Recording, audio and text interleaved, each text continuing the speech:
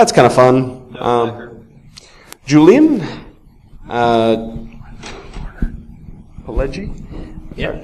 Senior consultant with Mandiant, doing incident response mainly, also helping do some SOC transformations with clients. Prior to that, worked in a SOC in a large bank in Canada. I'm a Canadian, if anyone else knows. Okay.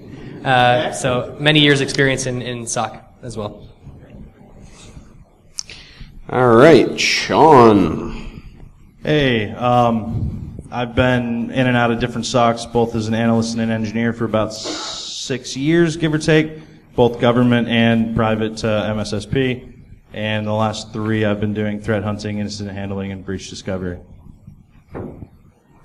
Everybody loves breaches, right? And Joe Klein.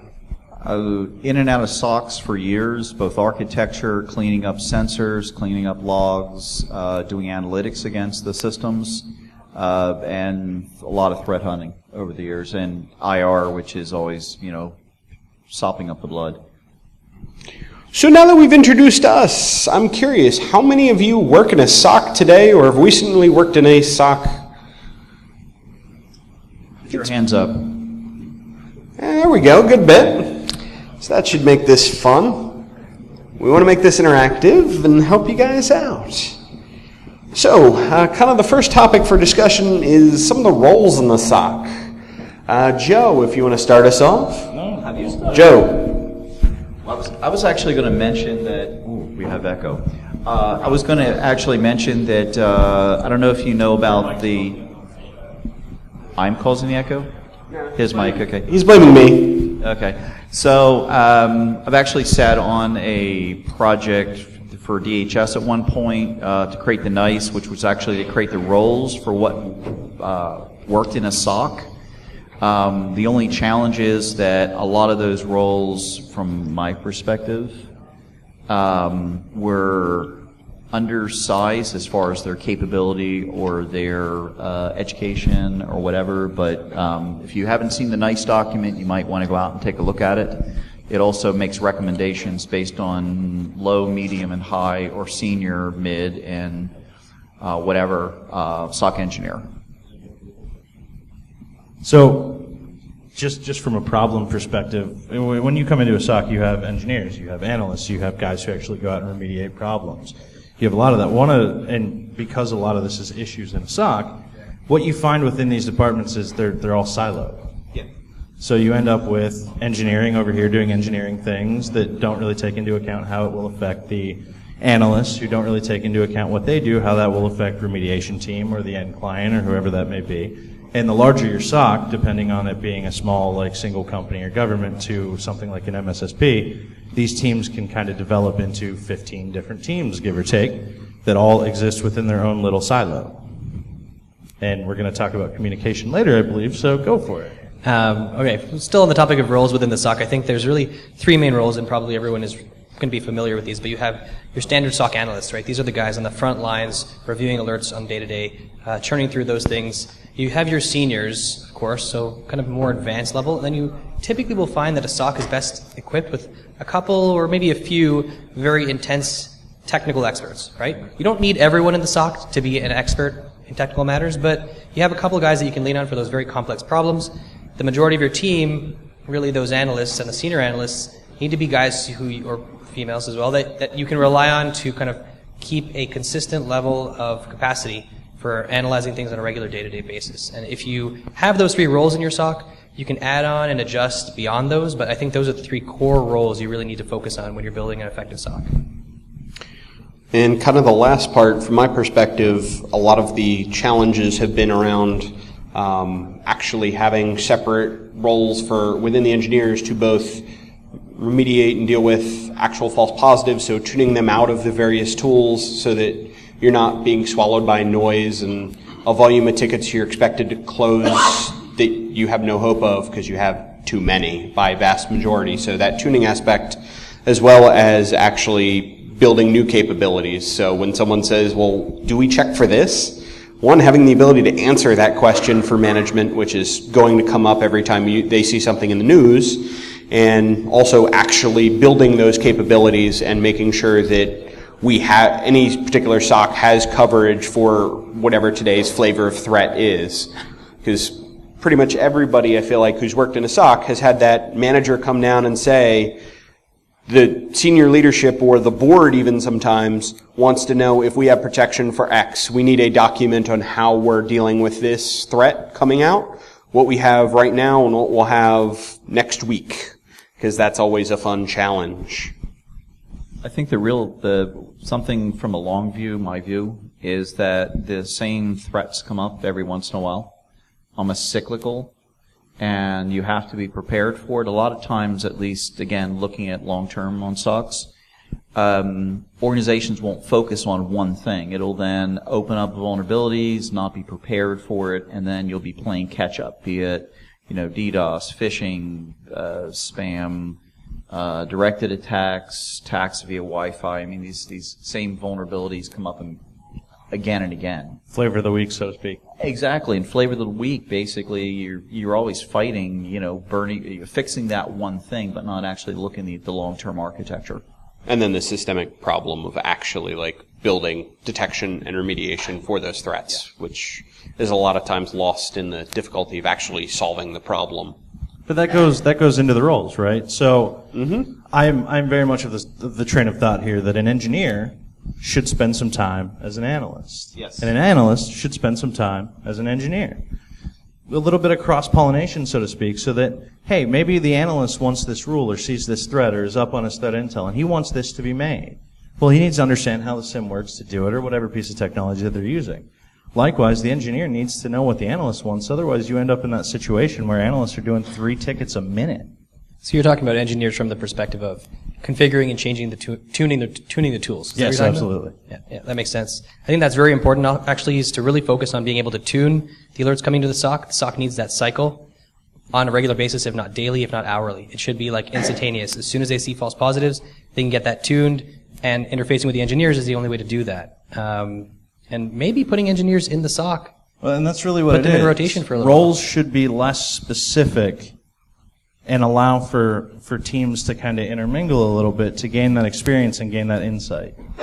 Yeah, otherwise, from a game theory standpoint, each of them have roles that it's better for somebody else to fail for our team to succeed. And because of that, I've seen very large SOCs, especially at major organizations, that it becomes finger pointing. It doesn't become actually, hey, we're all trying to solve the problem.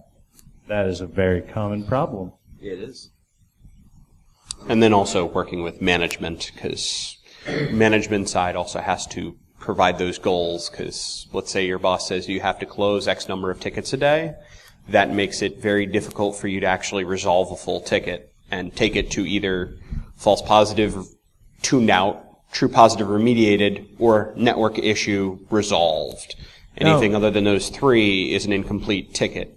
But let's not forget that in the security world that we live in today, most of our management team aren't necessarily security guys. So we have a responsibility to appropriately communicate with management in a way that they will understand, to kind of say, hey, this is our problem and this is what we need to do, both from a technical perspective, and this is why this benefits you. This is why this will benefit our company. And this is what it's good for. So the analysts and engineers almost have that responsibility to handle that and be able to talk to management.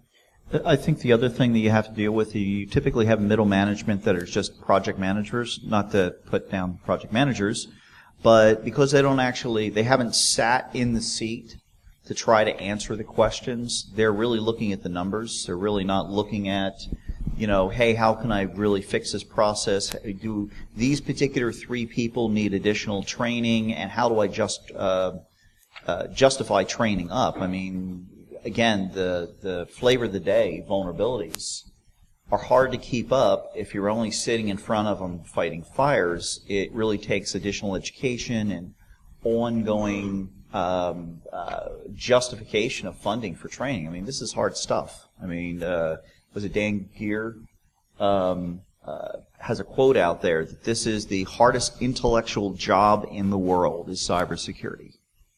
Does this lead us into point 2? Quite nicely, actually. Hiring and retention. don't you start us off, Mr. Sean? And to his point, that's a problem that we're seeing.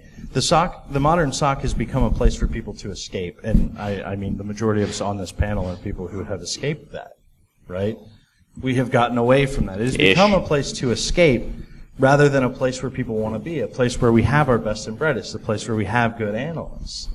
And a big portion of that is because we've become so focused on this metric-based system rather than a security-based system that we don't focus on the quality of the analyst in the seat, we just focus on having someone there. Or the quality of the work. Absolutely. So if you're talking about retention then, really how to retain people in a SOC, I think the goals are, one, change the metrics, right? Metrics of number of tickets is not suitable. It has to be based on the quality, perhaps, of the work that's coming out of it. So if a ticket takes 3 weeks, but that investigation, that case actually takes 3 weeks to come to conclusion, if that's done successfully, that's what should be measured. That's the first key, I think, to really focusing on retention. The second is actually having a plan. A lot of SOC analysts feel like, all right, I'm a SOC analyst. Where do I go from here? What's the next step? And so trying to develop some stages or phases that they can go through, maybe you guys have some ideas on that, is really the second key component. But the first is get the focus on the right metrics, not on just tickets closed, because a SOC analyst coming in and just has to slog through tickets, as you see in maybe help desks, people don't want to stick around in that kind of environment, right? Drowning tickets makes SOC analysts want to run away. And the SOC has kind of, in a lot of places, become a glorified help desk for cybersecurity. And also solving other things. I mean, that's one of the things I found sitting in a SOC. Any problem in the operation, any place, they define it as a security problem because they may not have the talent to actually solve that also. And those time and energy also sometimes. Right. It's not just necessarily talent. Right. And that becomes another issue because how do you actually cross-bill that and how do you have that conversation with your management that, hey, the last 30% of our tickets were solved because we were solving somebody else's networking problem or host problem or a backup problem or something else. And that becomes a real problem because then, again, that creates more burnout in the process. Because you're not actually focusing on that particular issue. You're focusing on fixing other people's problems. So now that we've talked about retention for a few minutes on the hiring side, one of the other things is that a lot of the SOC roles that we find out there, or at least I have been targeted more towards a junior audience. And there's some incentive issues there with pay, but some of it is actually, I think in a lot of management view, the SOC is considered a junior role. And a lot of that has to do with some of the best folks trying to migrate out of the SOC to better paying, more exciting, more interesting role where they're not drowning in tickets and being unhappy. Building up that team of skilled assets and getting in experienced folks. And yes, it will cost money, but compared to the cost of the opposite, right? If you don't have a skilled team, if you can't build up your team with skilled folks, or either build a training program to build up your team or retain talent, you have to be able to get new talent in at a more advanced level. So it's really difficult. Now, everybody does have to start somewhere. And an operations center isn't a bad place. You get all kinds of different technology, all kinds of different experience, all kinds of different problems. The problem that, and to just kind of go forward from that, is we seem to focus on it's only for these people. It's only for new people. So we don't keep experienced guys. They don't want to stay. They want to get out because it's not interesting enough. Or it's too many tickets and not enough investigation. Or, hey, maybe I want to do malware and I want to learn how to do that. And we see malware, but that's not in my job description. And there's a lot of that. Oh, you're this tier. You can't touch this. Rather than letting a person kind of base themselves on their own ability and their own desire to go forward and be a better asset to that team. So what do you see as the average retention time for somebody coming into this role at this point? 6 months to a year and a half tops. Yeah. Typically people burn out very quickly. So if the cost of rehire is the cost of 2 months' salary, that's significant if you're burning your people out. One of the things that I've been part of is to do things like have a mentor. The other thing is implementing purple teams and making sure that the red team is actually helping them understand some of the technical issues. I've done that before. I've been the purple team person as my red team was coming in. To have the conversation of, hey, are you seeing this on your sensor? How do you actually see this kind of thing? What are the details you're looking for? Hey, it looks like you're filtering this out. Why have you filtered that out? That's kind of interesting. I think another part of that's going to be a management thing. Yes. Because I've done interviews, and I've gone in for SOC jobs and done these interviews, and the first thing that they tell you is, I want you to understand that this is a revolving door job. We don't expect you to stay here.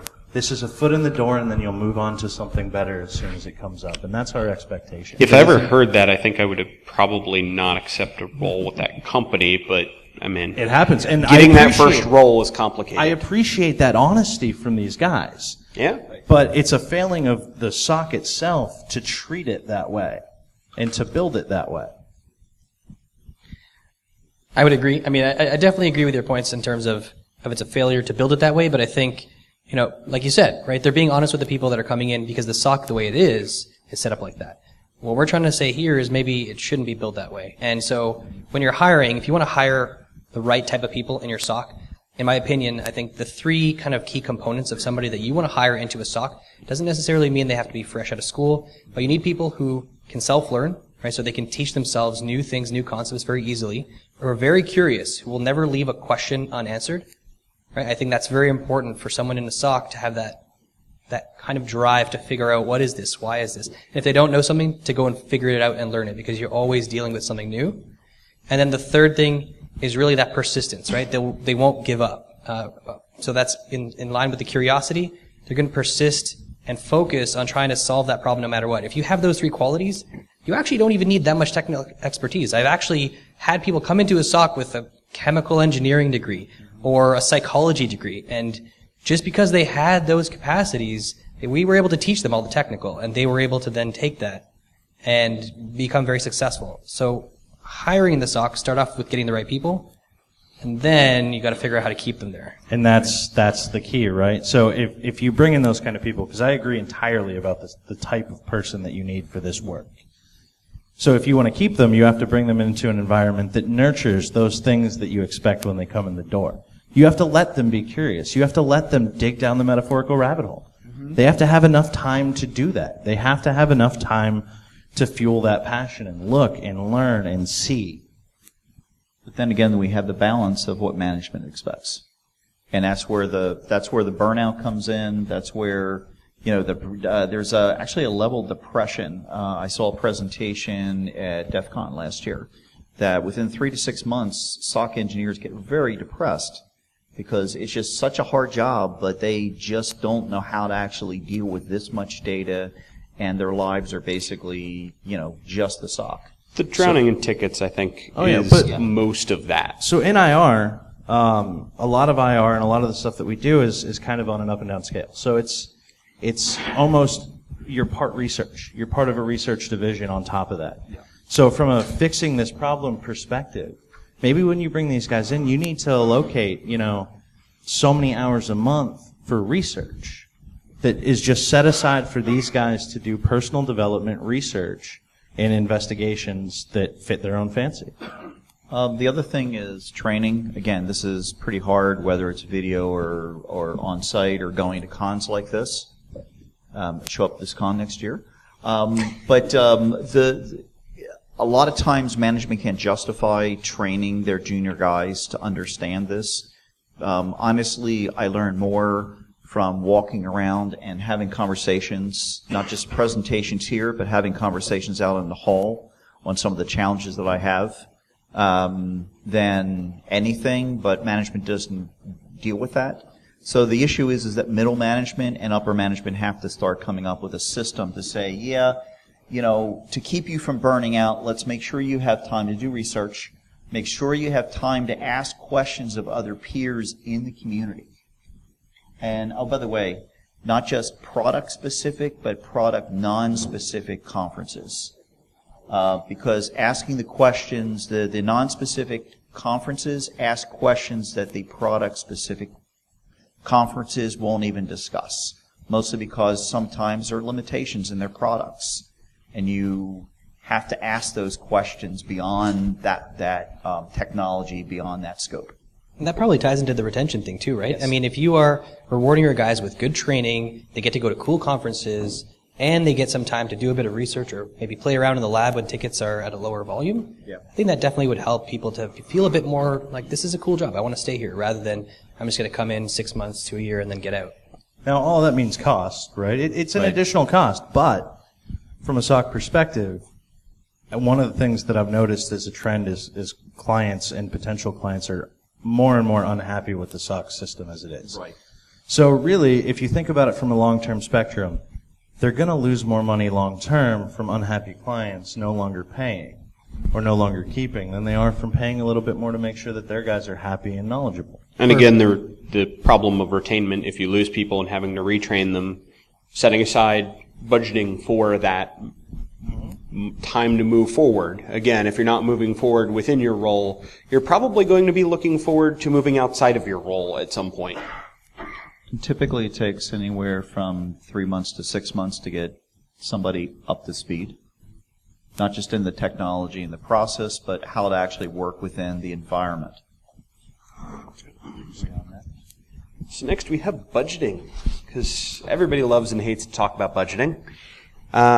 So one of the big challenges is tech first people. Where do you spend your money? A lot of managers have decided that, or heard marketing to say that such and such product can replace X number of engineers. I think I've never found that to actually be successful in any context, but there's certainly a large volume of tools. There's a large volume of people, and finding a happy medium is a difficult thing. So with open source tools, you sacrifice time of your actual people to build up better tools, to build up your open source projects and get them running in your environment. So whether you're paying for a pre-made tool or whether you're paying for an open source tool to be actually set up, configured in your environment, either way, you're still ending up spending some money. I personally think people is kind of the way to go about that. I'm with that. I mean, let's do a scenario, because we have a crowd. So we have a bunch of people who work in SOCs or have recently worked in SOCs. So let me give you a scenario. You go into work and you sit down and you're there for 8 to 10 hours a day, right? So within that time, you have a SIM system or some system that gives you tickets. An alert gets generated, a ticket gets created, and you handle that. There's not really a lot of investigation. There's not really a lot past this generated alert. This is all you get, be it an email or within your SIM. And then you figure out, oh, this is nothing because I've seen it 100 times. And you just close it and move on. Or, oh, well, let's just send this up to the client and forget about it. How many people's lives is that right now? I must be way off base if nobody's raising their hand right now, because I've seen that in a lot of places. They just don't want to admit to it. It sounds like I got one. I got one anyway. Maybe they just don't want to admit to it, or maybe I'm way off base. I could be. I'm going to mention this because we were talking about it earlier. One of the PhD candidates at Mandiant did a really good study of process that we go through, the successful and the not so successful closing the ticket. And the first thing most people look for is the IP address without context.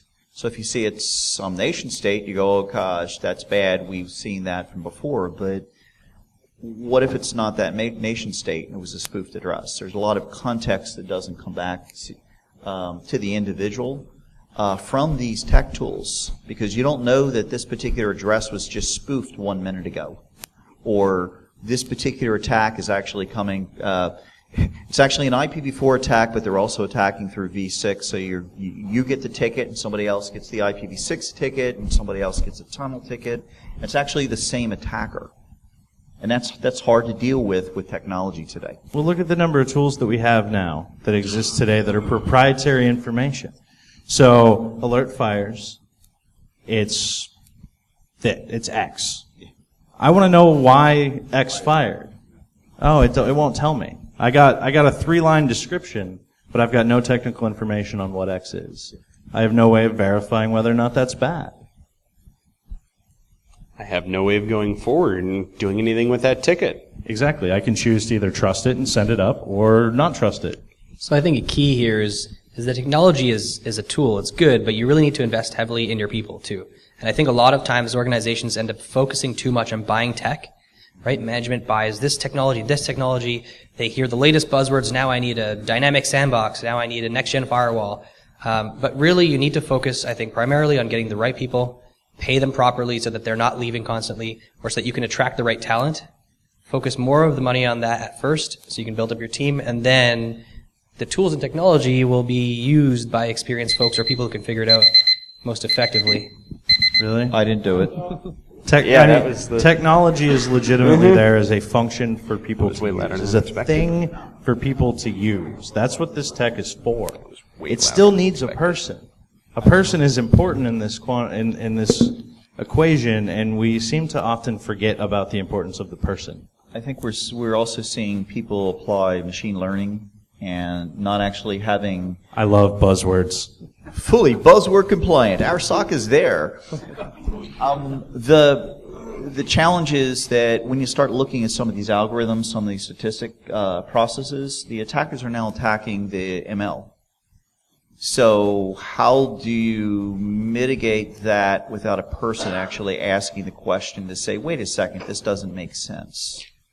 I think also another side of this is when you deploy a tool, giving proper time and resources to actually utilize it and make full use of it. So when I say that, I found organizations that were trying to deploy rapidly tool after tool after tool, typically right after a breach. They'll deploy 8, 10 tools without the time to actually make use of any of them. So they have an incredible volume of information coming in and no processes, no automation on dealing with that data. And you can not deal with that many new tools in your environment and actually get meaningful data. Absorbing them one at a time and taking, okay, now we've added, Web Inspect or something like that. Okay, let's get it time to tune it down so we're actually getting meaningful information from it and adjusting it to our environment. If your tool doesn't need to be adjusted to your environment, there's something wrong with the tool. Every environment is dramatically different. They all have all kinds of different information. I've never seen a tool that you can throw in your environment and not have to do a fair amount of adjustments to make it give valuable information to your environment. And you have to be sensitive to it because of a couple of things. Number one, people that are not aware of the protocols, the environment, whatever, may tune down a product so that you miss some of the more important vulnerabilities. You know, I'm sorry if I run only a Microsoft set of signatures and I only have Microsoft. I don't really need Linux detection in that space, except I have a Linux machine on and that shouldn't be on my network. Those are the kind of things. The other thing is a lot of these tools have variability. I patch this tool. How do I know it's actually triggering off of that signature? How do I know that it's actually successfully triggering off that signature, or the next patch actually fixes that and then wipes out a dozen other signatures? So the repeatability is something that you have to have a person to ask those questions. If you don't have a test after you update, how do you know it's still working? That happens in AV, but how many other tools do you have known tests for that are guaranteed to produce a result? We had a switch patch that wiped all the VLANs, so all the sensors went off. And we went back and we found that the administrator never had a process to validate those sensors were actually on the right VLANs. So they were actually pointed at servers that weren't external and were low risk. So it's those kind of things that you have to go through and you have to deal with and you have to pick up quickly for a person. Again, the technology is not picking this up. Another fun one with this was a company bought a product. 6 months later, they got owned. Vendor goes to the customer and says, oh my God, you just bought our product. Can we do something to help? Do you need some additional training, tuning, adjustment? Come to find out that customer hadn't unboxed the product yet. It was still in a closet. So if you don't have the time, people, energy to deploy, resources to deploy these tools and actually manage, maintain, and actually tune them to your environment, again, we're much more towards the people side of things, because until you've actually implemented it, the value that tool is providing is very minimal. Are we on to the next one? Yes, sir. He beat. Did. Inter-team communication. So, Sean. This is my big one. Yep. Just from everywhere that I've been, it's always been a siloed environment. It's always been Team A, Team B, Team C. Engineering, analysts, and remediation, or any number of people that you can throw in to do varied tasks depending on how big the organization is. And it's this siloed sense of no communication. And we talked about this a little bit earlier when we were talking about roles. Right. But you almost have to break these roles down and include communication. And one of the things that I'm a big proponent of from a perspective of building out a SOC and kind of making a SOC better is to take not a manager, but a senior analyst or a senior from each team and put them on basically an advisory committee that once a week or once a month meets with every other team and says, hey, engineering, us analysts are dying here for X reason. We need this from you. What can we do for you?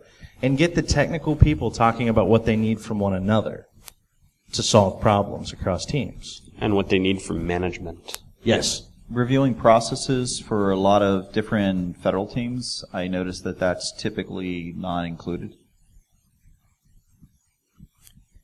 So here, I'm going to throw out an idea here. Please. If you want to improve inter-team communication, right, I'm going to stereotype a little bit, but set up events or activities between the teams that maybe help them bond outside of work-related stuff. If you're in an organization that allows alcohol, maybe go to the bar. Everyone can have a beer together and just chill, relax. Maybe you want to set up a CTF or have a LAN party night or something, if everyone likes playing computer games. StarCraft Brood Wars just became free, right? I'm sure everyone's heard of that in the 90s or early 2000s.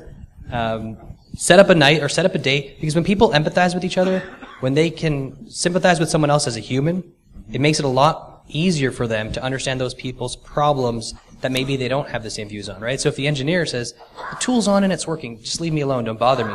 And the analyst is like, no, but you don't get it. It's not really working properly. If they have a relationship beyond just engineer and analyst, they're going to work more effectively together.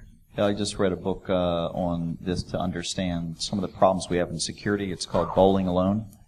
And it's basically isolating ourselves to the point that we're in our own heads or only with our groups, that we don't actually reach out and ask other questions. We don't learn things. We become so self-focused we don't miss it. We miss real communications. Yeah. And that's why I like, instead of just submitting a ticket to their side, just putting them in a room. Because people face-to-face tend to get along way better than people over an email or whatever the case may be. There's empathy when you have to look somebody in the eye and say, screw you, or I don't want to listen to that. Like, you just don't do that to people face-to-face. Or resolved won't fix. Resolved won't fix. Or I'm just going to drop your priority even though I know it's an issue. Whatever the case may be.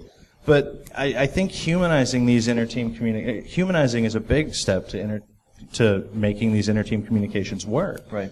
Because engineering and analysts should not be enemies. They should not hate each other. They should not be mad at each other or trying to pass the buck. They're one unit. Let me extend that. Also, your network people and your host people, your server people, they should also be included in some of these, your development people. It simplifies the whole process. I know one company that I work with setting up a SOC, we started bringing the team in once a month and have pizza and just have conversation about some of the challenges we have. And those kind of challenges that actually broke down some walls to the point that the analyst could call a specific admin and go, hey, I know that you work on this. Can you tell me about this? We just found this. And it basically short-circuited the going up the chain, going down the chain, which saved hours or days in some cases. By the way, the inter-team communications, you also have to have the shifts. Because there's different shifts, there's weekend shifts, there's people that are stuck on holidays, and they too are usually excluded from these kind of processes. Absolutely. If you're not on day shift in most situations, you're excluded from really having any input, for the most case. Right, because you're a night shifter. Yeah, you get stuck in this little silo. I did night shift for many years. You get stuck in this little silo where you don't know what the company is doing, you don't know what's new. You just walk into new stuff and you go, hey, what's this? Guy on second shift? I don't know, it was there when I got here.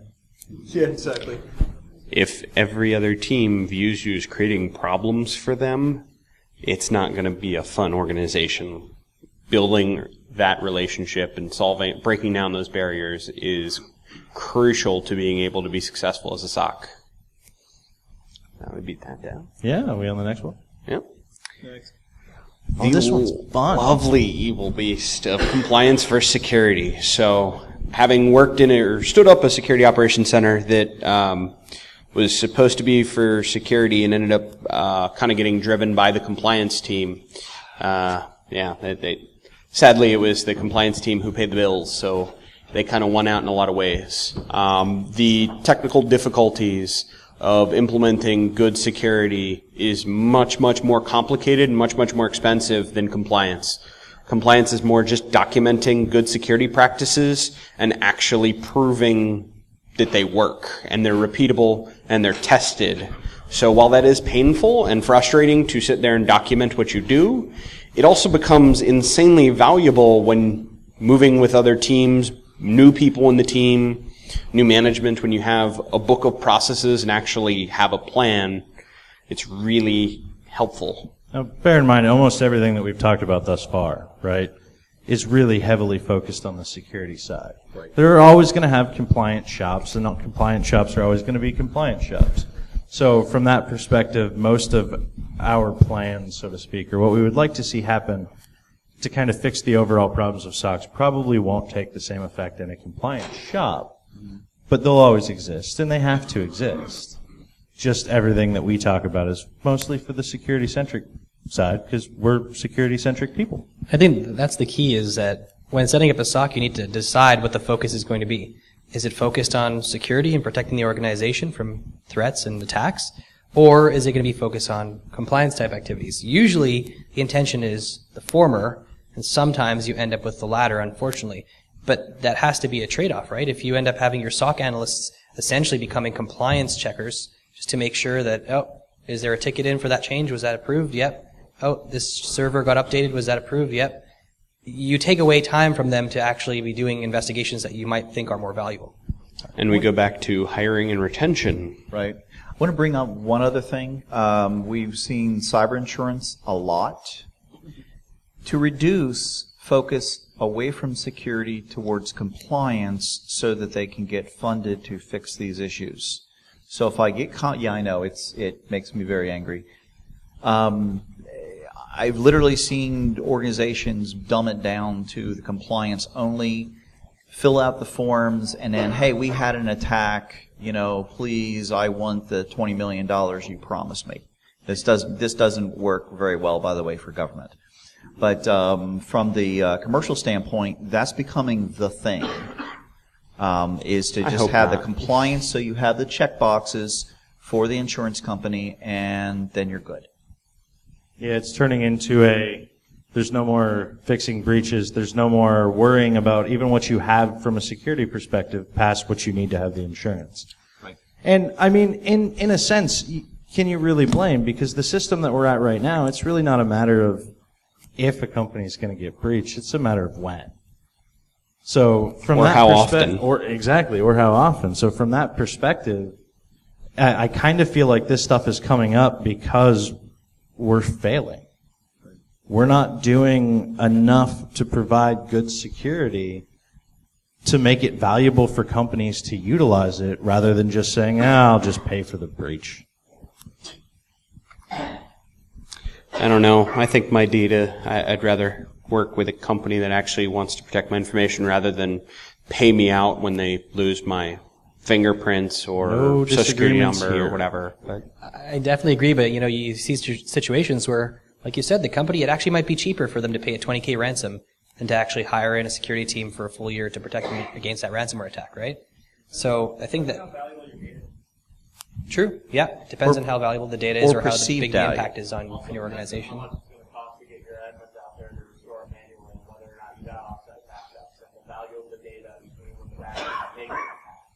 Do they ransom the backup? Do they infect the backup and lock it up? We've seen whole companies go out of business within 2 to 4 weeks because of compromises, and by the time the insurance is paid, they're out of business. So recognize that's been occurring for probably 10 years. By the way, has anybody read the RAND report called Security and Privacy? It's 50 years old, that deals with all the same problems we keep on seeing again and again. The products aren't fixing it. It's people that are trying to fix it. There's from a game theory standpoint, people are pushing back, which is really what this conversation is about, is financially justifying it. But if you could find it out on the net, you'll find it really interesting. We haven't fixed problems over 50 years. I'm not that old. I wasn't young when that was, out there, but it is very frustrating. All right, I think we've killed that. So from here, Moral of the story is make sure your teams are focused on security and less on compliance. Compliance is useful, of course, but you really want to make sure the breaches are prevented or at least detected very quickly and responded to as quickly as possible. The change in this situation, because changing the structure of a SOC is not going to come from management who has nothing to do with cybersecurity. Changing the structure of the SOC and of our operations center and of our culture, so to speak, that we have right now is going to come from analysts and people who are there pushing back against what they've been given and insisting that it be better. in a constructive way. Yes. They're constructive or they leave, and that's the other part of retention. It's a frustration of people that are really motivated. Several friends have actually models around this that eventually you get to a point you're frustrated, you leave, so you lose your most talented people, and you make no changes to the system. You actually have a decrease in the ability to solve specific problems because you've lost that talent, and then you have to build that talent back up again. You eventually get somebody else that really wants to turn this into security and not compliance. Or can't use those tools anymore because all your experts left. Or the licenses didn't get paid for. Yeah. If we as a community, though, can come together on this and insist that if we're going to get paid to do this, which we get paid to do this, but we should insist that we're going to do it the right way. And if we can do that, and we can make that case by leaving the places that don't, which we absolutely have the ability to do, all that will be left in the end is good places. And I think we're up here on a panel talking about it, but it's literally going to take the entire community to make the change. Your turn. You got to say something. He started. Okay, I just figured I'd try. All right, so do you all have any questions related to SOC that you want us to discuss? I'm going to walk down that way, and if people want to come up, because that way the recording will get them. I was just going to repeat them, but yeah. You can do that too. Works. Up to you. Go ahead. Have you guys any updates on certain techniques, tools? So what uptick in techniques or tools is popular now, basically? That's like a 2-year cycle. You go IDS to SIM to host-based monitoring is the complete hotness right now, and I don't know. I've seen a lot of ML coming up and just popping up all over the place. ML's the new one. Is the question on defense tools or attack techniques? Attack techniques, okay. We're going the opposite direction. Whoops. I think We did, yeah. I think okay. Lately, let's say, what are you seeing? HTAs and JavaScript files and email attachments is probably number one, right? Attackers have switched to that. Word document macros, Excel macros, probably number two. Yeah, but that actually has been around for a while. It's funny because at one point that Microsoft company actually disabled macros, and they re-enabled it in a lot of their products, and then we started getting compromises again. And what was it, 8 months ago, I noticed that SANS is teaching very heavily how to use this. So there's actually a life cycle on how this takes place as far as a defense and an attack posture. We start seeing somebody forget something in a product, whatever that is, whether it's Apache, we see a standard change like we saw in DTCP, which was an IETF standard, which caused other protocol failures that rolled into lots of headaches. So yeah, we see these vulnerabilities coming from lots of different places. I will add, in the 9 years or so that I've done this, the methodology has not changed that much. The specific vulnerability that the methodology hits changes all the time. But the actual methodologies from an attack perspective and how attackers are trying to come in, it doesn't change that often. And frankly, the tools don't change that much from a defensive perspective. I mean, we're using the exact same tools we used 5-7 years ago, and there really hasn't been much change except for signatures and tuning. And what's the new threat of the week? A lot of it just keeps coming around and around like a merry-go-round. Host-based stuff is newish, though. Like full-on host analysis is a little EDR newer. tools? Yeah, it's a little newer and a bit of a newer kind of technology, that almost super advanced investigative AV, so to speak. I think that came out of a lot of disappointment that it took so long for the AV community to respond to vulnerabilities. I was part of a group that did a study, and we found that most of them took anywhere from 20 to 30 days to actually take a vulnerability and turn it into a signature. And because of that, it required rewrites for a lot of the products. Unfortunately, that left people vulnerable if they were directly attacked for 20 to 30 days. And that's assuming that the malware author didn't rewrite it in that time because they saw it in some online medium. It's where interesting, it's been and that's the thing. It's interesting now that we have that online medium, right? Right. You can grab a hash and pop it in and check 50 AVs like that for free. Absolutely, and that's actually a process. I've seen 3 presentations over the last 5 years at different conferences. I attend a lot of conferences that specifically said, if you are a malware developer, this is what you should be doing. I think I'm going to take a bit of a different spin on it, actually. Maybe slightly disagree with you guys. I think the technologies are important. Maybe the attack tools might be changing a little bit, but really when it comes down to it, now I'd say attackers are focusing mostly on the people, which is what they started off doing, right? In the early 90s or whenever, it was easier to phone someone and get them to just read you the password over the phone than to try and create some super secret malware that's going to hack in and do something crazy. And I would like to say that that's what we're seeing a lot more of now. We are. Yeah. Less on super technical stuff and more on just focusing on. I don't know that people. it's been like that for a long time, I think. But good example. Dridex just did V3, right? So Dridex V3 is an Adobe Acrobat file that opens up a Word file that does PowerShell and then infection vector. What's interesting about it is when you open it up, it starts with Adobe. You have to enable macros. So first you get an email. You have to download the attachment from the suspicious email. You have to enable macros in Adobe. You have to enable macros in Word. You have to turn off protected view in Word when it pops open. So there's 5 manual steps to infection there. And large companies are getting hit with this, hundreds of people. But it was the perfect candidate. It was the best resume ever. We're also receiving a lot of, or we were up until 3 months ago, we were receiving a lot of calls from Microsoft support. By the way, if you're interested, I have those calls. Dozens of those.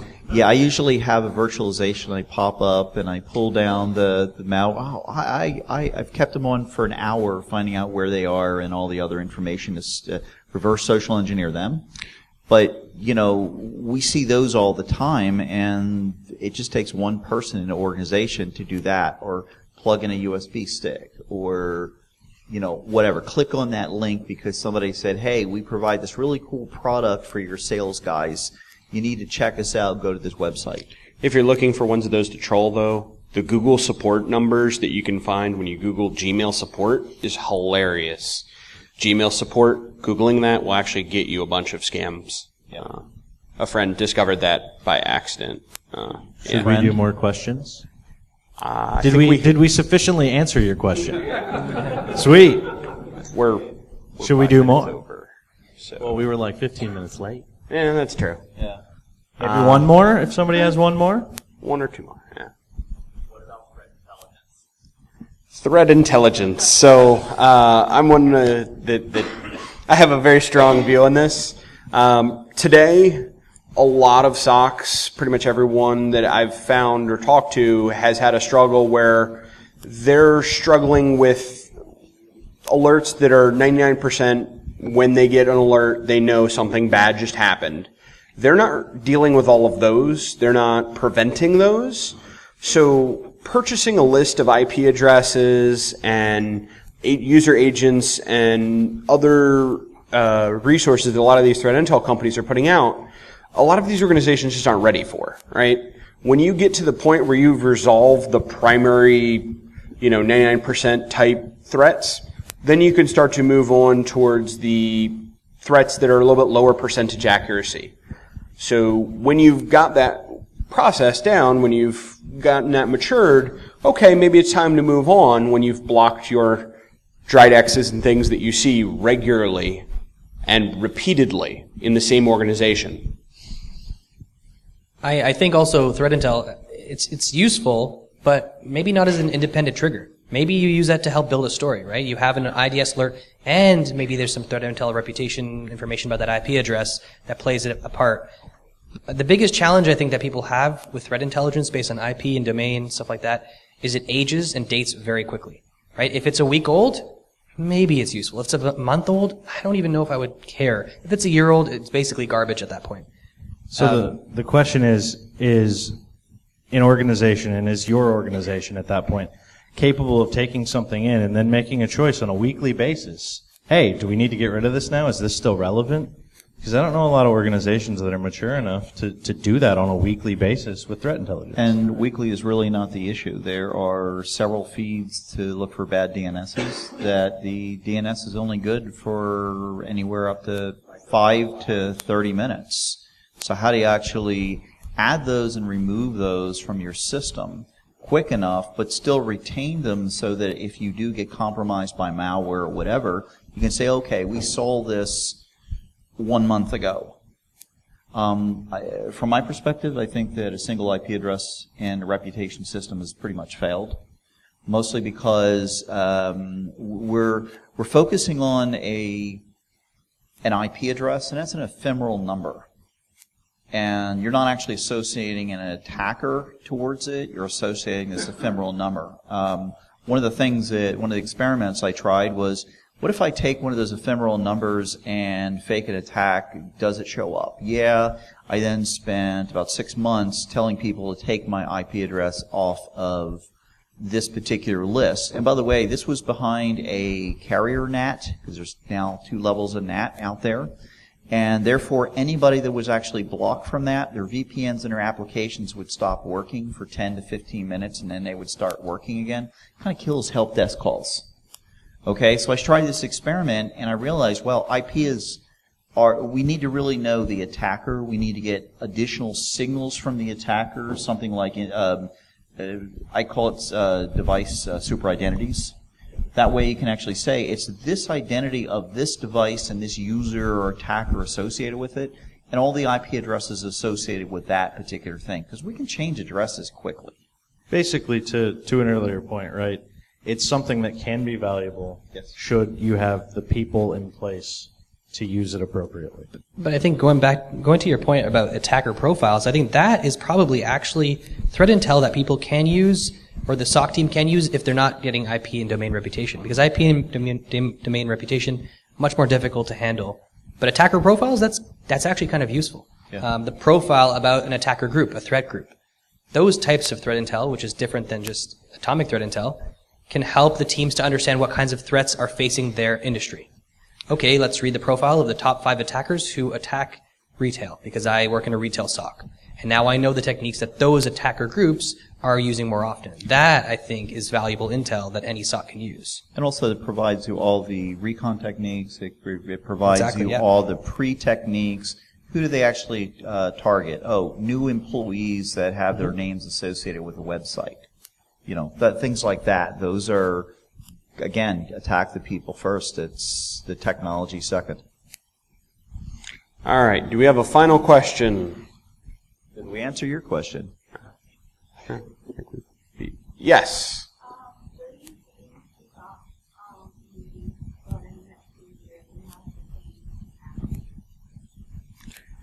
How has it changed in the past few years, and where's it going in the next few years?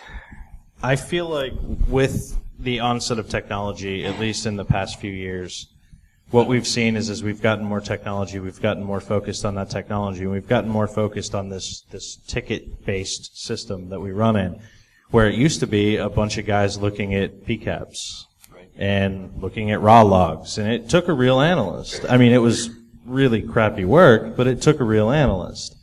where now we have technology to tell us what the problem is, so it doesn't really take an analyst anymore. We have the technology. As far as where it's going, I'm really hoping that some of the stuff that we're talking about here, we can start to bring analysts back and make the SOC a good place for, not just a place to escape. I think there's also a growing trend towards orchestration, right? Automating a lot of those level 1 tasks. Some of it I think you definitely can automate, right? Having somebody receive an alert and then pull 5 other log sources and simply aggregate them and do some deduping, that totally can be automated. And I think in the next few years you're going to see people pushing orchestration tools, that's the term for it, security orchestrators, because they want to automate it so they don't have to worry about the turnover at the level 1. They don't have to worry about as many level 1 analysts if they can automate 90% of that. But it's going to be so misused. We're not sure yet whether that's going to play out or whether they might end up having to go back to full human SOCs. We'll see how technology progresses, I think. I agree. Solid. I think automation is going to play a key role, and I think in the last couple of years even, the maturity of some of the SOC tools, some of the SIM solutions going in a very different direction, more towards the almost research perspective with Elasticsearch and Splunk and those kinds of tools blowing up and becoming much more the standard versus traditional alert-based tools like a lot of the other old school SIM solutions. I think given you get a lot more ability to really dig in and research and pivot until you are bored and tired of it. Yeah, one of the things that I've seen as trends on some of the security startups in the world is the ability to outsource that analysis at different levels and to people who have specific expertise in a protocol. There's 2 companies right now, and there's a third one I just heard about. I'm not sure how successful it's going to be because you're actually opening up your SIM or your analytics to somebody else, and how fast that can actually happen. But I've seen that as a trend. I've seen the other trend is leveraging things like software-defined networks, Docker, things like that, to move the problem around. Maybe it becomes more of a DevOps feature. But there's a lot of other technologies that are being pushed into the market that we don't know how successful. We have no way of measuring it at this point. And if we had the ability to measure it, this would actually be a lot easier of a job. I mean, how many real vulnerabilities did you receive? How many false, how do you actually identify, false flags, false information? How do you classify them right now? A lot of people, I mean, it used to be if somebody pinged your firewall, you said, "Oh my God, I was pinged. It must have been an attack." But how many times a second do you get port scanned today? Yeah. Well, I don't have that on my IPv6 networks. I just want to mention that. I disbelieve. Oh, you have seen my lots? We'll talk. All right. So we did want to mention, because we talked about this a little bit beforehand, because it looks like there's still a few questions, that after we wrap up, which I think we're going to do in a second, we're going to make ourselves available kind of on the couch area over there for anybody who has any additional questions or just wants to have a conversation. Yeah. The other thing is we were discussing opening up a Google Doc for other people to put questions in and suggestions and things like that. I think this is a chance because I've never seen a group specifically to deal with SOC in the last 5 years to say, hey, there's a problem here, let's figure out how to solve it. So if you're interested in that, provide a contact. We'll send you an HTA file, just make sure that as long as it's in a PDF, I'm good. Yeah, it will require Flash. Yeah, there you go. Nah, it'll be fine. All right. So we have about an hour and 45 minutes before the party, and we have some lovely giveaways. That's always a good thing. And we also have some lost and found. Apparently some cell phones and a credit card. I'm still have a few questions on how that happened, but yeah, as I said, right outside we'll have more discussions. Thanks everyone for coming out. Thank you. Thank you all. Get them up here.